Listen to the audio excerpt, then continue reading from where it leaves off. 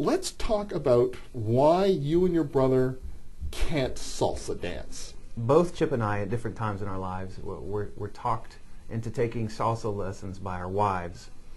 And I have to admit, at least in my case, I kind of liked the fantasy of it all. Like, I had this vision in my head of, whisking her around the dance floor and how elegant and sensual I would look, and, we'd be so graceful.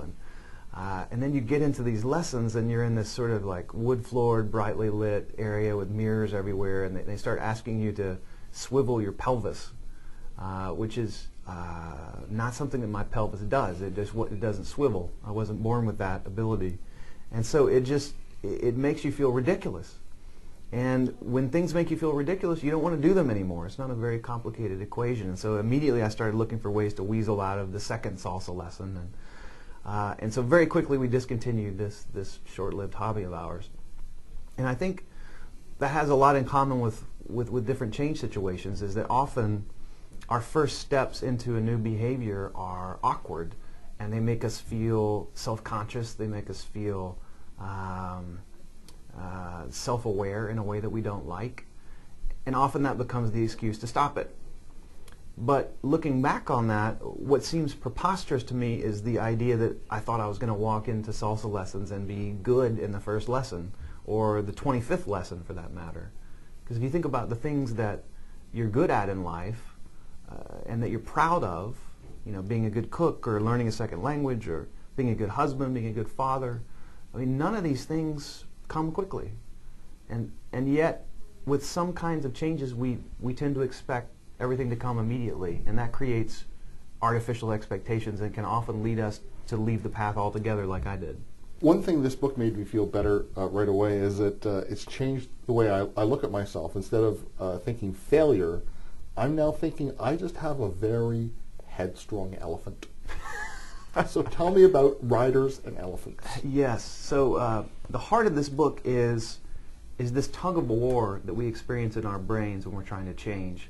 And so psychologists tell us that we have two independent systems in our brains that work at all times. And one of them is the rational system.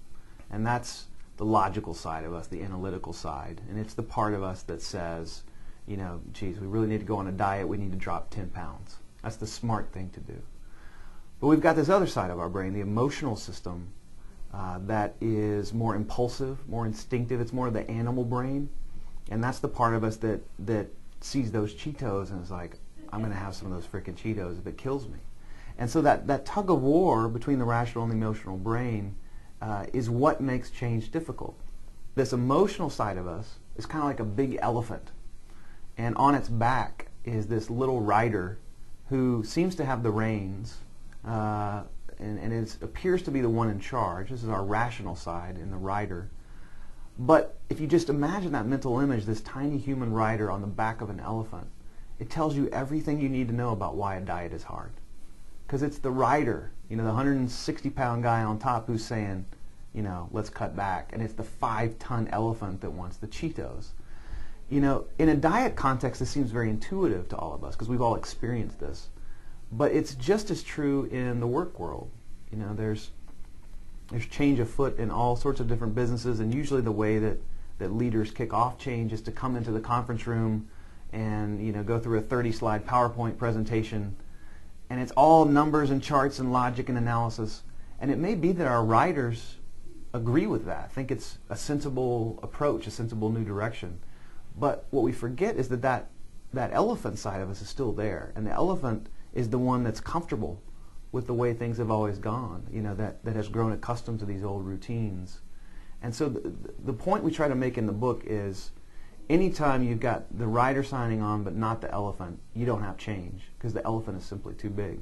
I want you to imagine that you are your wife and your sister-in-law. Oh, dear God. Yes. And how are we going to get Chip and Dan to salsa dance? You're an evil man. I am a completely evil bastard. Looking at me from the outside, I think the problem is an elephant problem, right? I'm afraid to look stupid.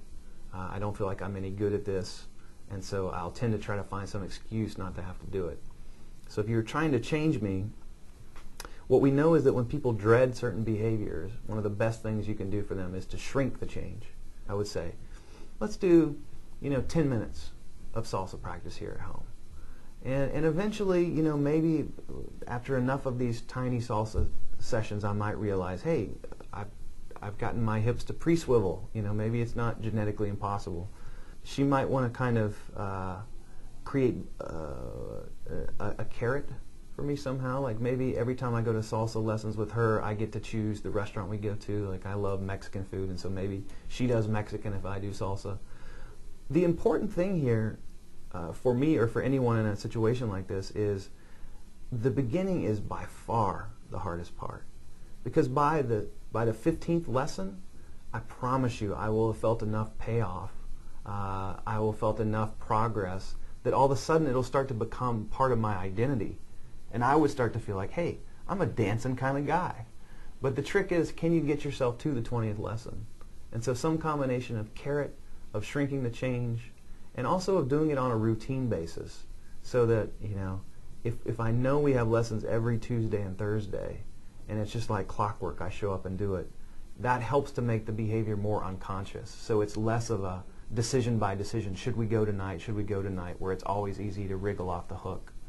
So please, just promise me you won't share this with my wife. That's all I'm asking. The book is Switch, How to Change Things When Change is Hard. I've been speaking with the author Dan Heath, along with Chip Heath, who apparently is allergic to Canada. They're the best-selling authors of the hit book Made to Stick. And Switch, How to Change Things When Change is Hard is published by Random House of Canada.